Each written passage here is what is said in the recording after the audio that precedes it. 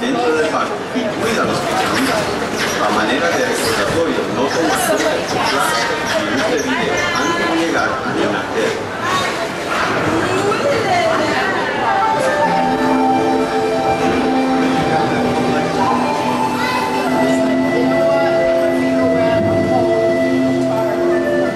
Welcome to a voyage of discovery and awareness of the richness, the diversity, the often surprising nature of living with the land. Our journey begins as dramatic and sudden changes are sweeping over the land. The approaching storm may seem violent and destructive to us, but to nature, it's a new beginning in the cycle of life.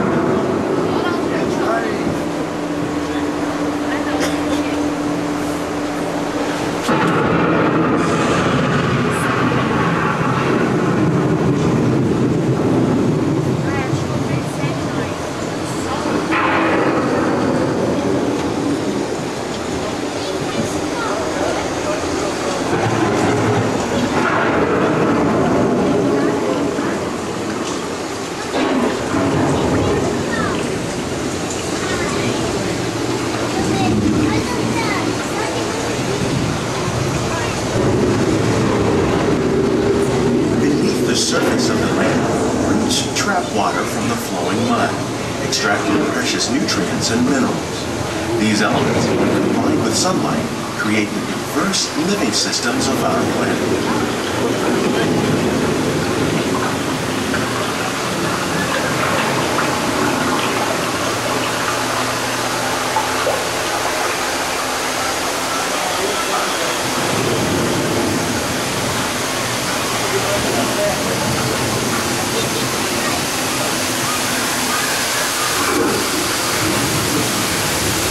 Those living systems is the rainforest, home to the most amazing concentration of life on our planet. These dense and beautiful forests cover only a tiny portion of the Earth's surface, but they contain more than half of its plant and animal species. Rainforests are also extremely rich and productive living systems, providing us with oxygen, food, medicine, and other elements essential to our lives.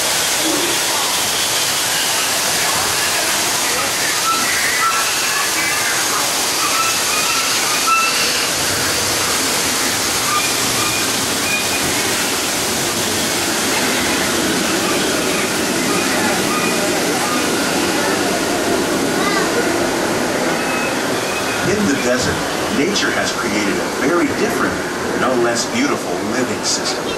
And while this arid landscape may seem lifeless, it is very much alive. The plants and animals that have learned to survive in these harsh conditions make use of what little water they can find and avoid the scorching rays of the relentless sun. The American prairie once appeared as desolate as the desert, but over time, rainwater and nutrients gradually penetrated the hard surface of this land. Even the hooves of the mighty buffalo helped create the rich soil that would one day become home to the American farm.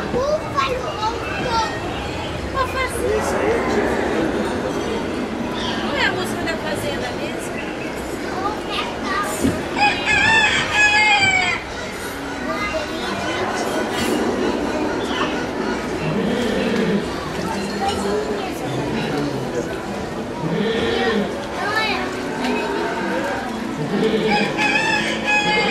Of all the forces at work on the land, humans have had one of the most profound effects.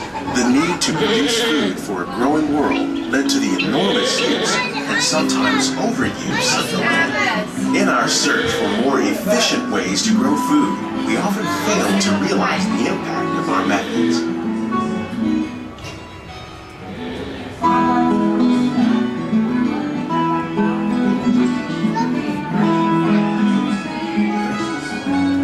Today, we're learning to live with the land, discovering better ways to grow food that will assure both human and environmental well-being.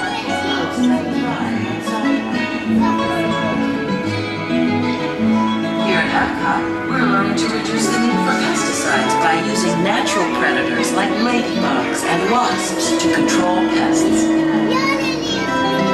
In Japan, We're learning that by adding composted leaves and other plant material to our soil, we can reduce the need for fertilizers.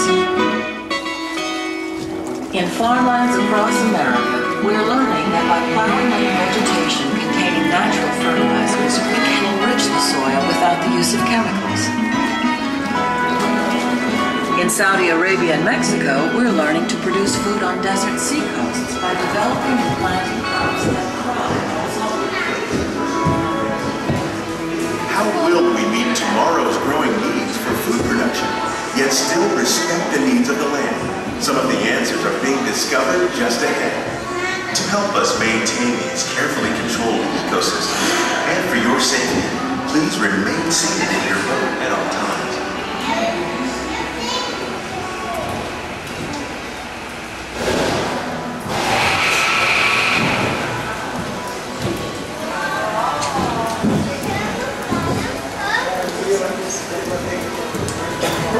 Welcome to our living laboratories, where scientists from Epcot and the U.S. Department of Agriculture are exploring innovative ways to produce bountiful harvests now and into the future.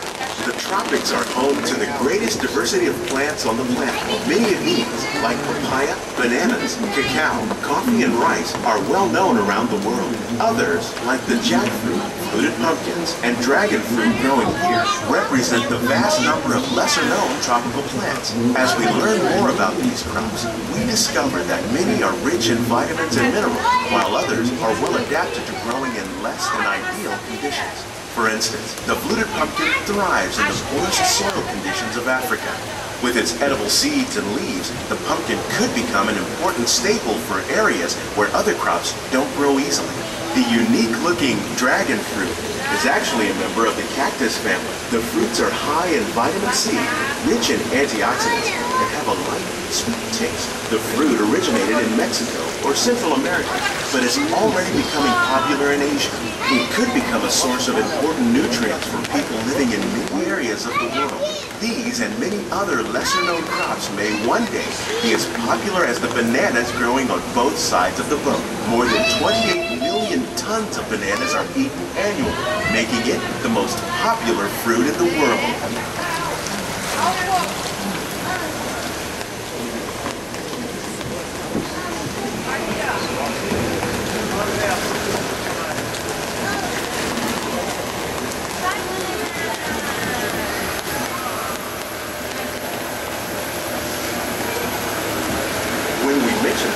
We probably don't think of fish, but fish farming or aquaculture is an innovative way to increase harvests, protect wild fish population, and produce a healthy crop.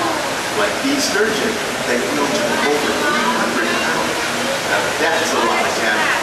Tilapia, bass, and catfish are three popular crops raised by fish farmers around the world. Most are grown in open ponds, but innovative recirculation systems like ours can conserve water and improve land. More than 200 different species of aquatic animals and plants have been successfully farmed. Even these American alligators can be successfully raised in controlled environments. Nearly half of all fish consumed worldwide is now raised on farms, making aquaculture an important part of our efforts to produce a bountiful harvest and protect natural resources here at the land. We grow about 5,000 pounds of fish each year. Many of the fish are featured in exhibits around Walt Disney World.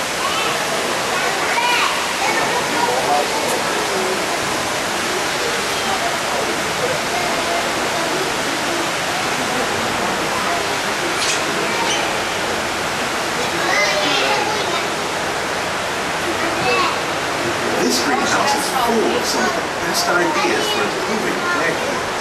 Disease and pests are two of the biggest problems facing farmers around the world. By careful selection and crossbreeding, we can grow crops like these sunflowers and winter melons that are more resistant to pests and diseases. Scientists have even been able to breed plants that can flourish in marginal areas where water and nutrients are in short supply. The result of these efforts is higher yields with less impact on the environment.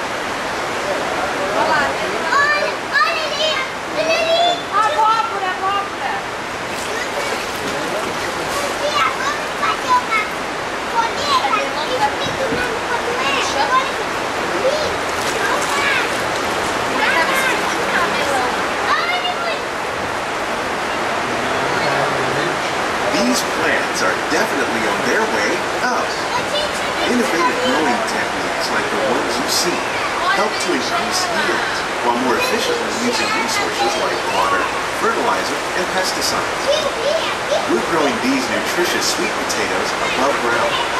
This method increases yields, produces more potatoes, and can be used where rich soil is in short supply. We're growing lettuce using our nutrient-filled system. This technique precisely controls the receiver's water and nutrients. With it, we can produce over 27,000 heads of lettuce a year in just one small area.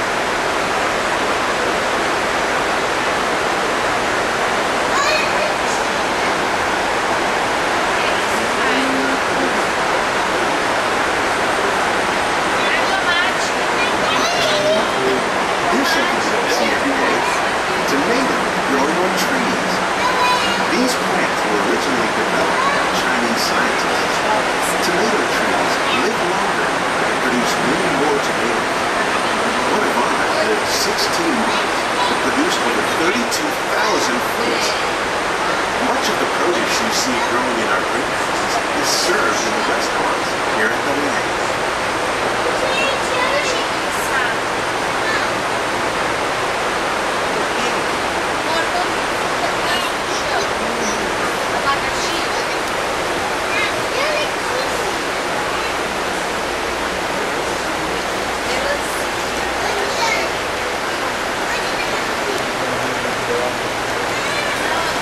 The future of agriculture includes some high-flying ideas like the ones you see here.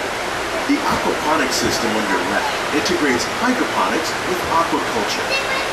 The fish provide a source of natural fertilizer for the plants, and the plants help keep the water clean for the fish. It's another great way to produce more while using less resources. In our lab, Epcot scientists are working with the U.S. Department of Agriculture on a number of innovative projects. The goal of these efforts is to produce higher yielding and better quality plants.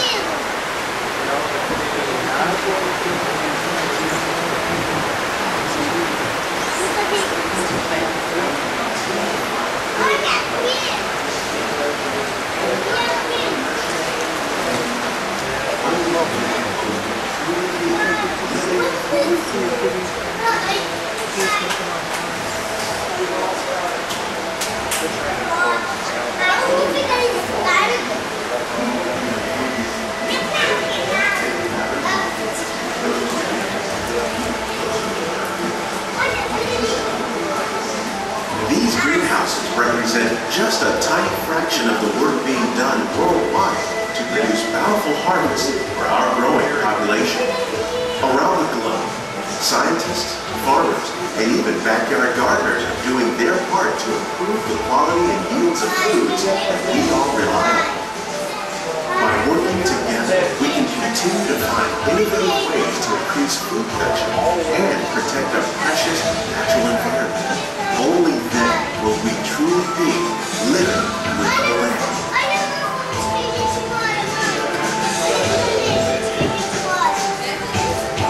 On behalf of Walt Disney World, we hope you've enjoyed this unique journey through our living laboratory.